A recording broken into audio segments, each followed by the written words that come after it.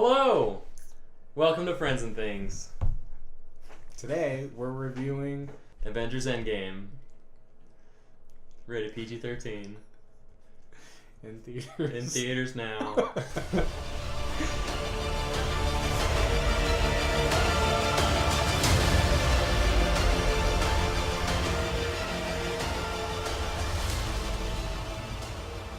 So, Night. what were your expectations going into the movie? So, Did you think it would be overhyped? Were you... I was scared of the overhype because I've had movie experiences like that before. So, okay, first of all, I'm not like a humongous Marvel fan. I was a casual moviegoer. I thought, Winter Soldier was really good, and Civil War was okay, and whatever. Thor Ragnarok was great. I like the Guardians of the Galaxy movies, so I'm a fan. I kept on, becoming more of a fan, but then I became actually invested in these characters when Infinity War happened. Yeah, I hear you. Civil War, to me, was great because they introduced Spider-Man, but that airport scene was just, to me, terrible. Really? Because... A lot of people like that scene. I know. It was just it was a friendly... There was no... Stakes? Yeah, stakes. Danger. No drama. It was just like when you have Black Widow and Hawkeye fighting, And it's just are we still friends? It's and they even commented we're pulling punches. Yeah. So, yeah, it was more like a sparring session. So me, you probably won't meet anyone more strict about not wanting any spoilers or teasers, anything. The only thing I saw about this movie was the first initial teaser trailer. I didn't read any articles, any fan theories, nothing about it. So I was going in completely open-minded, blinded, which is the way I like to enjoy movies. Yeah, I get that. I like that, and I like to do that too. Oh, trust me, it's definitely temptation when I see something. I'm too tempted. I'm on IMDb 5 times a day. I don't know if I've ever been this excited for a movie. Just because Thanos is such an interesting bad guy. Thanos is amazing. That one of the greatest villains of all time. Yeah, I agree. Josh Brolin did a really good job with him. It's funny because you get where he's coming from, but you still don't agree with him. And he just looks badass. Yeah, he does. He looks really great. And so I thought it was really cool and really bold to have him win in Infinity War. And so my initial thought was okay, so they're just gonna reverse everything for the next one because everybody has to come back. I thought it was cool when he snapped his fingers and everything, but then it showed Black Panther disintegrating and Spider-Man, and I was okay, yeah, they're gonna stay dead, because Black Panther came out a month before Infinity War and made a crap ton of money, and Spider-Man, right? So we already knew that Spider-Man Far From Home was going to be released. Okay, so here's what I thought was going to happen. Ooh, yeah. I thought the whole movie was going to be them putting together another team and strategy to get the Infinity Gauntlet from Thanos. And then with the glove, you have the time thing on there. You can snap everything back. But then that's not at all what happened. Within the first, 10 minutes of the film, Thanos is barely alive. Yeah. Then walks in there with the gauntlet, and he says he destroyed all the stones. And then Thor just comes out of nowhere, and that's completely caught me off guard. Thor just sliced his head clean off. And then my mind was blank. I'm okay, now how are they? I had no clue. So that was actually I really enjoyed was the unpredictability for me anyway going in for it. Yeah, I get that. I had a lot of theories, and I knew of certain plot beats before the movie came out. There were pictures of Tony Stark and Captain America in New York with their 2012 costumes on, fighting the aliens from the first one. So I was just okay, so they go back in time. Also, I wanted to point out that Captain America, Thor, three of my predictions came true. I wanted Iron Man to die. I wanted Captain America to go back in time and live out his life normally, and I wanted Thor to live. And I got all three of those things, which I was really happy about. Not because I don't like Iron Man that he died, but I think that was just like, this character has been played out. Right. He needs to be put down. It's kind of like retiring a number on a baseball, on a basketball team. Marvel has always been safe in terms of who they let die. Right.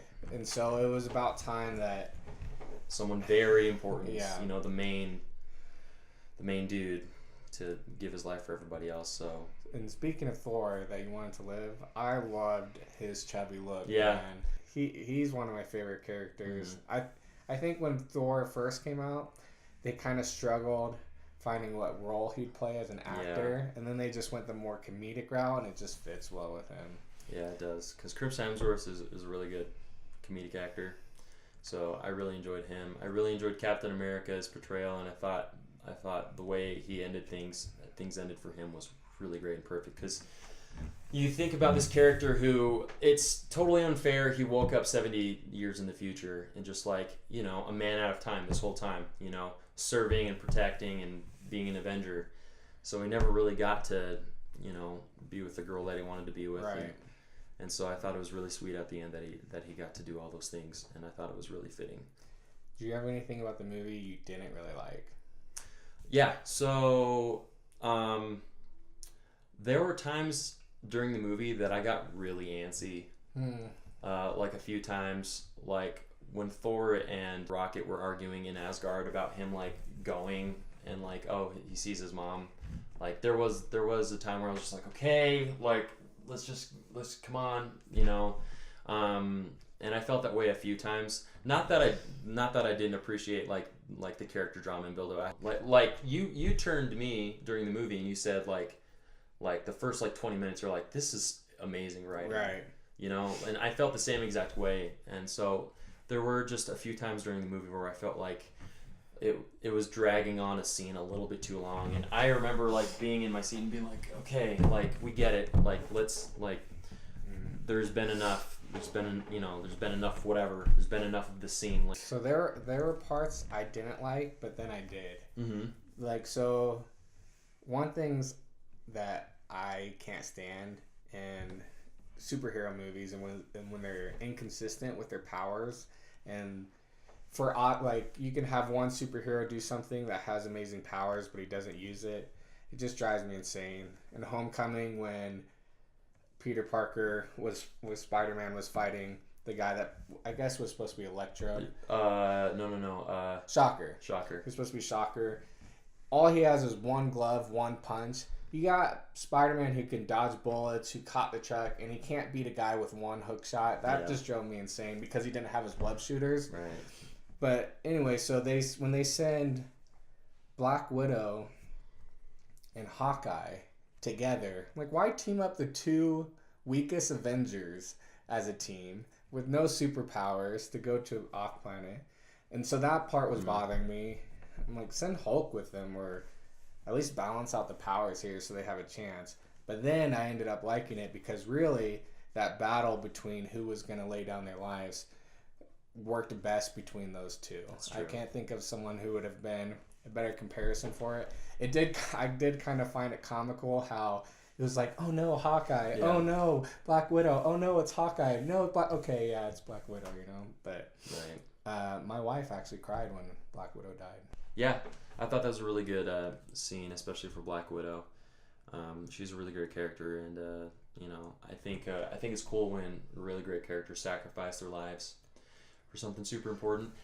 So what? I was gonna say, well, because initially Hawkeye saved her from her life of crime and everything, so it's kind of her way of paying him back, because she was in that assassination situation, was just going down a dark hole, and Hawkeye grabbed her out of that and saved her from that life. Right. Yeah, that's true. That is true. And I really liked everything with him, with Hawkeye, kind of like, going off the beaten path and being a lot more violent. I thought that scene was really great. It was really reminiscent of any Batman scenes, and we're big fans of Batman. Yeah, the first act, super, same thing, caught me off guard. When they killed Thanos, I was like, okay, now what? And so Also, I want to point out, Ant-Man comes back from the quantum realm because of a mouse steps over the controller. You know, I mean, it has been 5 years, but I was just like, okay, Murphy's Law. You know. Well, so also, Doctor Strange, looked at what he said, 140 million different situations. So maybe that was the one situation where the rat rocks across it. All the other 140 million doesn't work. That rat doesn't. That is true. So we weren't big fans. You didn't even see Captain Marvel. Nope. The movie. So I saw Captain Marvel. I thought it was boring because she's boring. She's not a very well written character for that movie, and I think a lot of people, you know, some people disagree, some people agree with that statement. I like Brie Larson a lot. I think she's a really great actress, and you know, she was definitely stiff in Captain Marvel. You know, and I can get behind the stoic kind of. You know, there's a wall up. You know, I can get behind that. But if you center a movie on a person like that, it's really hard to be invested. Exactly. I think that's why it works here. I didn't see it. Yeah. But I can't imagine. I like Captain Marvel in this movie. A full movie of the Captain Marvel I saw. Mm-hmm. But as one that just appears when needed and kind of is sporadic and is busy in the universe, it makes sense here. And she does well as just this kind of stoic, silent type. Yeah. But yeah, basing a whole movie on her, I could imagine that to be more difficult. Right. Yeah. So I mean, you know, it has its fans and it made a ton of money. So I really hope that they do better with the sequel because Brie Larson's really great and I think she can do a lot with that character. I thought it was really great when Thanos' ship was firing down and then the guns switched to the clouds. Right. And I was like, what are they firing at? And then you see her. That was super cool. That was sweet, and it was building up to the best part in the whole movie. What did you think about them going back in time? So,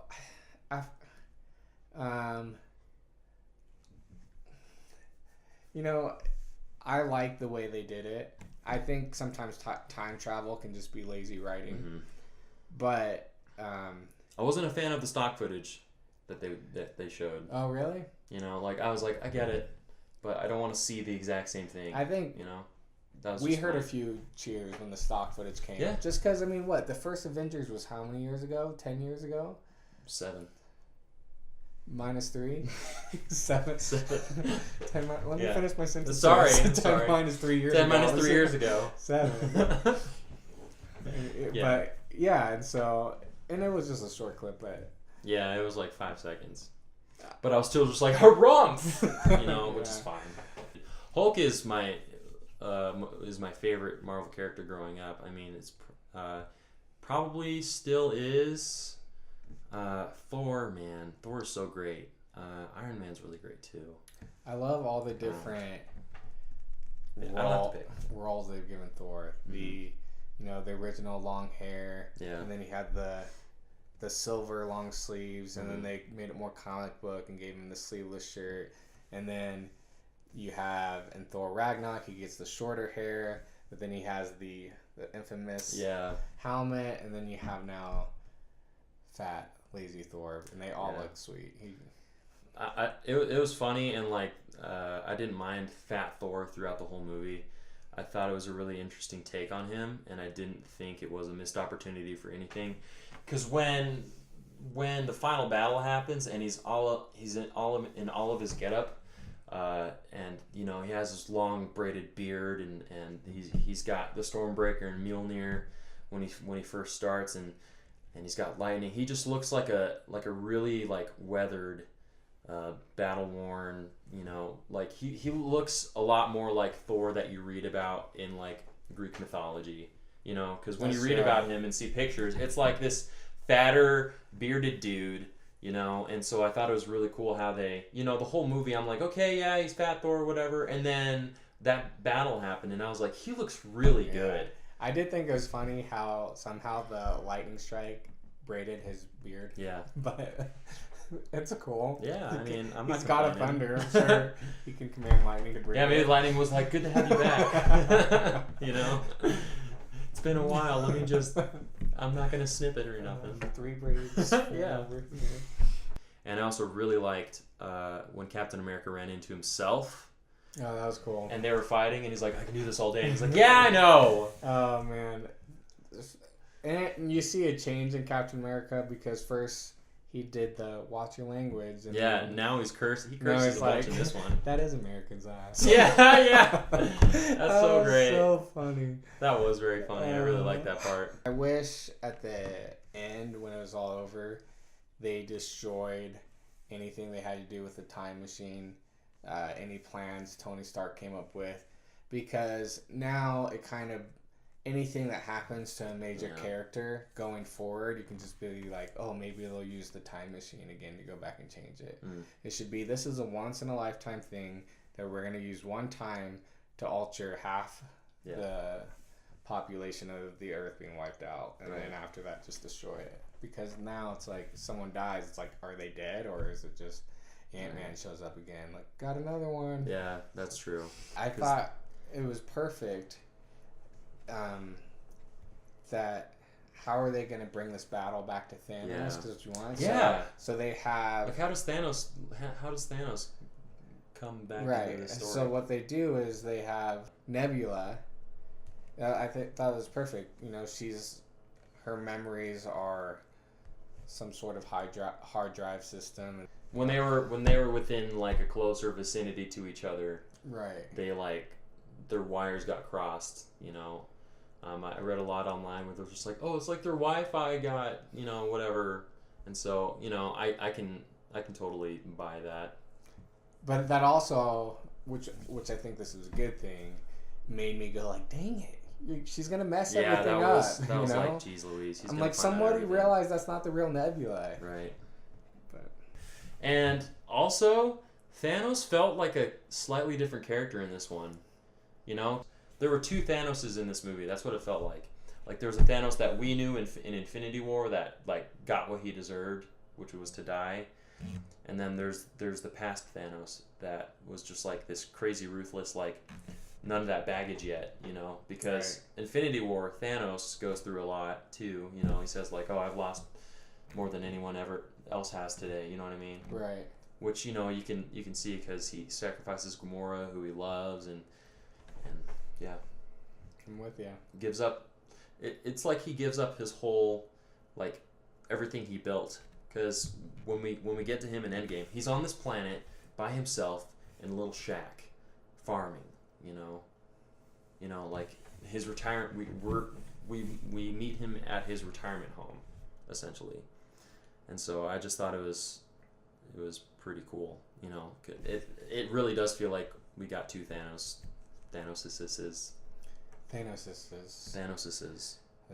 So, you know, everything's peaceful outside. They, you know, Hawkeye sees his family calling and everything, or his wife calling, and then like 2 seconds of like, they did it, you know, and then Thanos just shows up and obliterates the whole compound. Oh man, I was actually grateful that the Hulk just put on the glove and snapped his finger, and there wasn't some huge build up to it. Because I thought it was like, oh, something's gonna go wrong. He's gonna snap. So I'm just glad he snapped. It worked. But then it was nice because it just lasted a few seconds, and then from like here on, this battle scene is one of the greatest battle scenes. Just of glory and masterpiece and everything every comic book nerd wants in a battle. You have everyone showing up with, you have Spider-Man with his instant kill suit, and you have Falcon doing his like signature like double punch wing move. It was just like, okay, write this for the fans. Here you go, enjoy. Totally. I thought the build up to that part was just like, okay, so Thanos destroyed them all. He's coming down to get it, but now everybody's there. Right. Like, everybody's back to life. Everybody's there. Everybody's here to fight. Remember when you whispered to me, "That's on Pegasus"? Turned to Brian and I was like, we were watching a movie where Spider-Man is flying on a Pegasus. Like that. And like, it didn't. Just think about that. It didn't feel out of place. Yeah, it didn't feel out of place. That was the crazy part. Yeah, it was beautiful. I was like, this should feel weird, but it doesn't. Like, it's just like, yeah, Valkyrie and Spider-Man. Why not? It was beautiful. So yeah, I really liked. Before everybody came, though, I really liked how Iron Man. Everybody was busy like helping each other get out, but Iron Man, Thor, and Captain America were like, we have to kill this guy now. We have to fight him. This Thanos fight was really fast-paced and like brutal. Like you really feel how strong he is, especially with his double-edged sword. That double-edged sword was amazing. It looked spectacular. It was really such a badass sword. Yeah. Darth Maul times 262. Right, times 262. Give or take. We loved it 3000. So when they started fighting them three, I thought it was really great. I thought the choreography looked really great. Just every time Thanos hit somebody was just like really hard hitting, and how he threw his double-edged sword and it was like woo, woo, woo, woo, and like come back to him, and now we got to talk about our absolute favorite part, which is probably everybody's favorite part. I don't even know how to talk about it. Yeah. I can't talk about it in a way that does it justice to the way I felt. Yeah, that's true. Man, I don't know if I've ever felt that way watching a movie. I can't. I've been trying to think about it and I can't. You have the first Avenger who has tried his best to just lead the team and to always do what's right. Yeah. And he just has this desire to just, I mean, from when he was skinny, a little twerp, he was just, no matter what, I'm going to do what's right. You have, I didn't see it coming at all because I knew nothing about this. I knew no theories. When I saw Thor struggling under Thanos because he called in his axe. He called in Stormbreaker, and Thanos caught it and was trying to put it in then I Thor's see chest. Mjolnir. I'm like, oh, he's going to call in the other hammer. Yeah. And then when I see that Captain America is the one that holds it, I got goosebumps from my head down to my toes, just like, woo! I never scream in movies. I've never screamed or cheered in one movie, but I let a little. Oh man, it was incredible. When you see it just lift up, and I was just like, okay, so he's calling it, and then you see Thanos just get rocked, and then it goes back to Captain America. Man, like you see in Avengers: Age of Ultron, him like move it like a millimeter when they're at the party, and you're like, oh cool, like he's almost worthy, and then it just comes full circle, like 4 years later in this movie, and see him start using Mjolnir in amazing ways. Just throwing his shield and throwing Mjolnir at the shield and every which way he can, and then calling down lightning on Thanos, and it was just all really, really great. You know what else I really liked? Because when they're fighting back to back, that was pretty it's great. just beautiful. When they switch hammers, that was hilarious. Like, you get this one. Yeah. I was like, no. I took a dying start at the back for this Stormbreaker, so yes, please. Yeah, that was just one of the best things I've ever seen during, one of probably the best movie going experience I've ever had. And also, really great scene. I really liked Captain Marvel. When Captain Marvel fought Thanos, and I was like, how is he going to get out of this one? Because she's insanely powerful, and he tries to headbutt her, and she's just like... That scene was tight. Yeah, that was super cool. And then he grabbed the Power Stone and just slammed her in the face, and I was like, okay. Like, he's...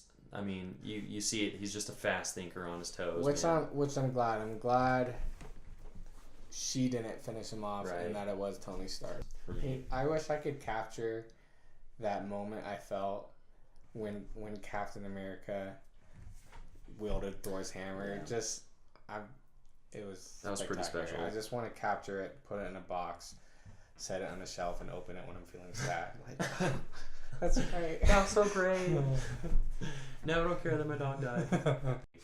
And Thor being with Guardians of the Galaxy is like a freaking no-brainer. Yeah. Like, give me 17 more movies of that, please. Absolutely.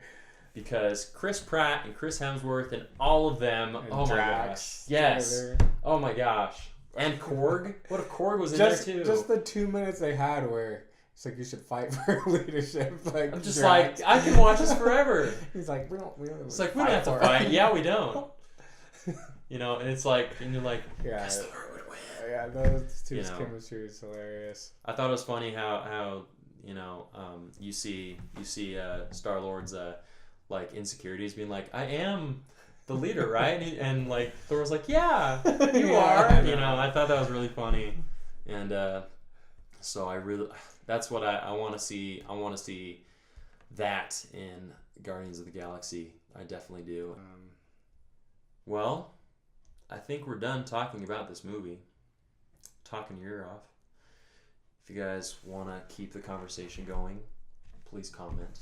We will be sure to comment back because we're not even that popular right now. Dude, we have like 17 subscribers. Wow. Thanks for being one of them. Mom, my brothers, my sisters, and that one other person I don't know. But yeah, so cool. Well, that's our thoughts and feelings on this great movie. Go see it if you haven't already. Well, thanks for coming. See you later. Next time. Next time.